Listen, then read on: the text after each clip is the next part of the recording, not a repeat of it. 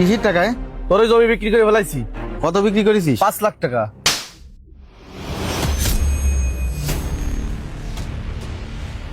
কি রে মিয়া ভাই, তুই আমার গায়ে হাত তুললি কেন? তুই আমার আবার প্রশ্ন করতেছিস যে তোর গায়ে আমি কি জন্য হাত তুললাম? তুই জানিস না আমি তোর গায়ে কি জন্য হাত তুলেছি? আমি কি এমন কাজ করেছি যে তার জন্য তুই আমার গায়ে হাত তুলবি? আমি এমন কিছু করিনি যে তুই আমার গায়ে হাত তুলবি। এই গলা নিচে করে কথা ক। তুই এমন কিছু করিস নি মানে? তুই নিজেকে কি মনে করিস? তুই একাই খুব চালাক তাই না? আর কেউ চালাক নেই? শোন আব্বাস, তুই আমার সামনে দাঁড়াই আর একটা মিছে কথা কবি না কই দিলাম। যা তুই রাখতে চলে যা। চলে যাবো মানে? আমি কোনে যাবো? তুই আমার গায়ে কেন হাত দিলি এর জবাব তোর এখনই দেয়া লাগবে। জবাব নিতে চাস তাই না? তোর এই জবাবটা আমি এখন দেব। তাহলে একটু মনে করে একদিনই তুই তোর এই ভাইয়ের সাথে কি কি করেছিস। দেখেছো, গরুগুলো না খেয়ে সব ফেলাই দিচ্ছে। যা হলি পানি নিয়ে এলাম, তোকে রাত দেবো না। আর হয় নাই গরু না খেয়ে সব ফেলাই দিয়ে কি খাতি দেওয়া যায়? আব্বাস, গরু খাতে দিচ্ছিস? হ্যাঁ ভাই, গরুতে খাচ্ছে না, এ সব ছাড়াচ্ছে। ও পেট ভরা রয়েছে মনে হয়, এজন্য খাতে যাচ্ছে না। আরে না, খাচ্ছে না। সকাল থেকে একটা জামানি দিছি, এখনো খাই শেষ করতে পারি, শুধু ছাড়াচ্ছে। আচ্ছা যাই হোক ভাই, শোন, আমি না তোর কাছে একটা দরকারে আইছি। কি দরকার আছে? এই বাড়ির ভিতরে তো আর সব কথা কওয়া যায় না। তুই একটু পাশে আয়, তোর সাথে কথাগুলো কর। আচ্ছা তাহলে তুই যা, আমি 8টা দিয়ে আসতেছি। আচ্ছা। মইনুল ভাই আবার কি একটি দেখতেছে, একটু শুনে আসি। তালি শুনলি তো, মিস্ত্রিরা আমারে কয়েছে ভাই বাড়ির কাজ শুরু করেন, এই টাকার ভিতরে হয়ে যাবে। আমার ওই টাকা তো শেষ। সিমেন্টের দোকানে 90,000 টাকা বাকি, রডের দোকানে 2,20,000 টাকা বাকি। এখনো ছাদের কাজে হাত দিতে পারলাম না, প্লাস্টারের কাজ রয়েছে, জানলা দরজার কাজ রয়েছে। আমার টেনশনে মাথা খারাপ হয়ে যাচ্ছে। আরে ভাই, কন্ট্রাক্টররা এরকমই, ওরা গৃহস্থরে কাজে লাগাই দেবে, দিয়ে গৃহস্থরের লাস্টে হাবুডুবু খাওয়াবে। আরে ভাই, হাবুডুবু তো খাচ্ছি আমি, এখন এই বিপদে তো আমার বাঁচতে হবে, কিছু তো করার নেই। তাই আমি চিন্তা ভাবনা করেছি, আমার যে রাস্তার পাশে যে 15 কাঠা জমি আছে না, ওই জমিটা বিক্রি করে দেবো। আরে ভাই, তুই সব কি করছিস? তোর ওই রাস্তার কোলে জমি যদি বিক্রি করে দিস, তাহলে তুই আর কিনতে পারবি? আরে ভাই, জমি বিক্রি করা ছাড়া আমার এখন করার কি আছে তুই ক। তুই আমারে দিবি টাকা ধার, আর কেউ দেবে টাকা ধার? ধারের টাকা চালি কারো কাছে টাকা পাওয়া যাবে না, সবার মুখ ওই পেঁচার মতন হয়ে যাবে। তাই করছি ভাই, তুই আমারে 15 কাঠা জমি বিক্রি করে আমার টাকার ব্যবস্থা করে দে। আমার এই বাড়ি কাজটা আমার শেষ করা লাগবে। আচ্ছা, তুই যতক্ষণ বললি, তাহলে দেখি আমি পার্টি দেখি। পার্টি দেখে যদি পল্টা হয় তাহলে বলবা তুই কত বেচবি। আমার ওই জমির আশেপাশে যা জমি আছে কত 10 লাখ, 11 লাখ, 9 লাখ করে বিক্রি হচ্ছে। তুই তো আমার ভাই, তুই যেইভাবে হোক চেষ্টা করবি সর্বোচ্চ দামে বিক্রি করা। যদি সর্বোচ্চ দামে বিক্রি করতে পারিস ওইটাই আমাকে লাভ ভাই। আচ্ছা আচ্ছা শোন, আমি যত দ্রুত পারি আমি পার্টির সাথে কথা বলে দেখি, দেখি তোর জমিটা বিক্রি করতে পারি কিনা। তাহলে যা ভাই। আচ্ছা ঠিক আছে, তাহলে দেখিস কিন্তু। আচ্ছা ঠিক আছে। আচ্ছা শোন, পার্টির সাথে যদি কথা কাজে মিলে যায় তাহলে বায়না কি নিয়ে নেবো? আরে বায়না নিবি না কেন?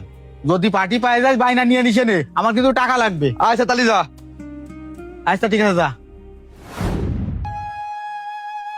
আরে ভাই, আমি ছাদ ঢেলে দেবো কবে? আপনার রডই এখনো আসলো না। আমার লোকজন এখানে কাজ করতেছে, আমার নিজেদের কাজ করা লাগবে না? আর কতদিন বসে থাকবেন? আপনি রড নাসবেন কবে, আর সেন্টারিং করবো কবে, আর ঢালাই দেবো কবে? এই জিনিসটা আপনি বুঝতেছেন না? ও ভাই, আমি বুঝতে পারতেছি যে আপনার একটু সমস্যা হচ্ছে। আমি বেকায়দার ভিতরে পড়ে গেছি, এখন কি করব কন? আপনি আমারে একটা সপ্তাহ সময় দেন। আমার ছোট ভাইরে আমি কইছি আমার জমিটা বিক্রি করতে পারলে হাতে টাকা চলে আসতেছে, আর হাতে টাকা চলে আসলি ভাই আমি রড নিয়ে আসতেছি, নিয়ে আসে আপনারে করছি। ঠিক আছে ভাই, আপনি যা করার তাড়াতাড়ি করেন। আপনার এই ছাদের কাজটা শেষ করতে পারলে আমার একটা নতুন কাজ ধরেছি, ওই জায়গায় কাজ করতে হবে আমার। জানি আপনার কাজের চাপ মেলা। আমার এই বাড়িটা আমি যখন করব তখন আমার কাছে কত কন্ট্রাক্টর আছে, আমি কিন্তু বাড়ির কাজ কারোর দিইনি, আপনারাই দিছি। আর একটা সপ্তাহ ধৈর্য ধরেন, একটা সপ্তাহের ভিতরে আমি টাকা পয়সা ম্যানেজ করে রড কিনে আপনার খবর দেবো। আচ্ছা ঠিক আছে ভাই, আপনার একটা সপ্তাহ সময় দিলাম, আপনি এক সপ্তাহের ভিতরে যা পারেন করেন। আমার অন্য জায়গায় তো কাজ আছে, সেই কাজগুলো তো করতে হবে। আচ্ছা ঠিক আছে। ভাই, জমির পজিশন ঠিক আছে, আমরা বাড়ি করার জন্য রাস্তার কোলে এরকম একটা জমি খুঁজতেছিলাম। তা কাগজপত্র ঠিক আছে? হ্যাঁ ভাই, কাগজপত্র সব দেখেছি, ঠিক আছে। আরে ভাই, কাগজপত্র ঠিক নেই মানে এত ভাইয়া বেটাছেন কেতি? কাগজপত্র যদি ঠিক না থাকতো তাহলে এই জমি আপনাকে কি দেখা দিয়ে আসতাম? আরে না ভাই, ভেঙে পড়তেছি নে। জমি কেনার আগে তো একটু যাচাই বাছাই করতে হয়, এই জন্যই ভাই জিজ্ঞেস করেছে। ভাই, জমি তো আপনার মিয়া ভাইয়ের, তা টাকা পয়সা কি আপনার কাছে দেওয়া লাগবে না ওই মিয়া ভাইয়ের কাছে দেওয়া লাগবে? আরে ভাই, বুঝলাম না তো। আপনারা মিয়া ভাই টানতেছেন কি জন্য? জমি দেখালাম আমি, জমির দলিল দেখালাম আমি, জমির কথা কাজ করতেছি আমি, তাহলে মিয়া ভাই এত টাকা দিতে হবে কি জন্য? আরে ভাই, জমির দলিল তো আপনার মিয়াবাইর নামে, সেই জন্যই ভাই ওই কথা জিজ্ঞেস করেছে। থাক ভাই, সমস্যা নেই, টাকা আমরা সাথে করে নিয়ে আইছি। এই যে নেন ভাই টাকা, আপনার কথাও থাক, আমাদের কথাও থাক। 50,000 কম দিছি, টাকা 8 লাখ আছে। ও ভাই, 50,000 টাকা আবার কম দিলেন। এমনি আপনারা জমিটা কিনে জিতেছেন, তা আপনারা কোন পাশে যাবেন? ভাই আইছিলাম তো এই মেন রাস্তা দিয়ে, ভাবতেছি এমিন দিয়েই যাবো।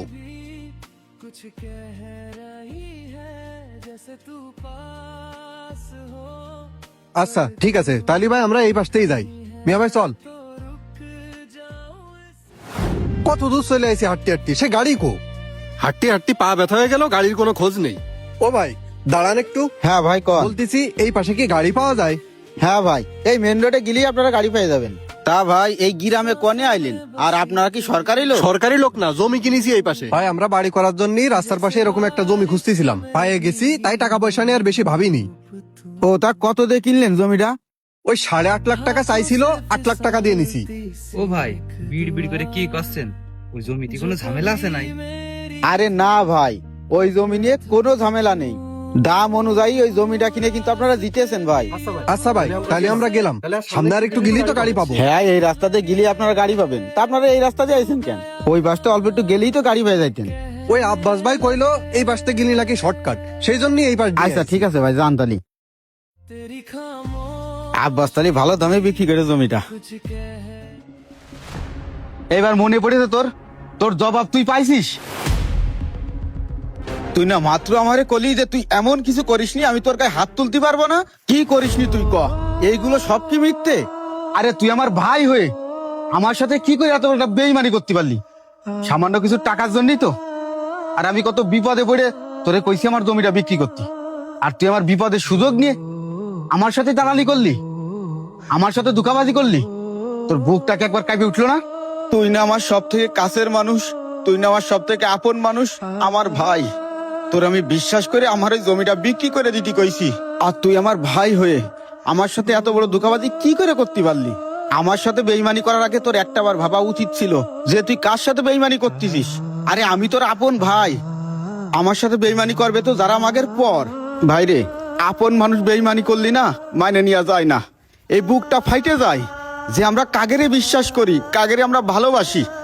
যেই মানুষগুলো আমাদের বিশ্বাসে পুঁজি করে আমাদের ক্ষতি করে, আমরা তাগেরেই বিশ্বাস করি। আর তুই আজকে তার প্রমাণ দিয়ে দিলি রে ভাই। তুই তো জানিস আমি কত কষ্ট করে আমার এই বাড়িটা করতেছি। তুই আমার এই জমিটা বিক্রি করেছিস 8 লাখ টাকা, আর আমার এসে করছিস 5 লাখ টাকায় বিক্রি করেছিস। আসলে ভাই মানুষ মিছে কথা কয় না, ওই পর মানুষ কোনোদিন আঘাত দেয় না, পর মানুষ কোনোদিন বিপদে ফেলে না, পর মানুষ কোনোদিন কষ্টও দেয় না। বেঈমান তো হয় রে কাছের মানুষ রে, বেঈমান তো দূরের মানুষ হয় না। যাকে আমরা সব থেকে বেশি বিশ্বাস করি, যাকের বিপদ আমরা আগে যাই, যাকের পাশে আমরা ছায়ার মতন থাকি, ওই মানুষগুলো আমাদের সাথে বেঈমানি করে। আরে ভাই মানুষ একটা কথা মিছে কথা কয় না যে আপনের চেয়েও পর ভালো আর পরের চেয়েও জঙ্গল ভালো। তা তুই আমার সাথে যা করেছিস কাজটা ঠিক করিসনি ভাই। এই টাকার জন্যই তো আমার সাথে এরকম করেছিস। তোর তো এই টাকাই লাগবে, তোর তো এই ভাইয়ের কোনো দরকার নেই। তোদের মতো ভাই নামক বেঈমানকের মুখোশ একদিন না একদিন প্রকাশ পাই রে ভাই। এই টাকা না ভাই, এই টাকা আমার লাগবে না। এই টাকা তো তোর মেলা প্রয়োজন, ধর এই টাকা তুই রেখে দে, এই টাকা তুই নিয়ে যা, লাগবে না এই টাকা আমার। অচেনা মানুষ কখনোই বিশ্বাসঘাতকতা করে না। বিশ্বাসঘাতকতা তো তারাই করে যাদেরকে আমরা বিশ্বাস করেছি, যাদেরকে আমরা আপন ভেবেছি। যে ব্যক্তি অন্যের সাথে বিশ্বাসঘাতকতা করে সে ব্যক্তি কিন্তু সবার আগে নিজের সাথেই বিশ্বাসঘাতকতা করে। বেঈমান বিশ্বাসঘাতক মানুষেরা কখনোই ভালো থাকতে পারে না, আর তারা আমাদেরকেও ভালো থাকতে দেয় না। সে যতই আপন মানুষ হোক না কেন, যতই কাছের মানুষ হোক না কেন, সময় থাকতে এই বেঈমান বিশ্বাসঘাতক মানুষদেরকে চিনে রাখুন।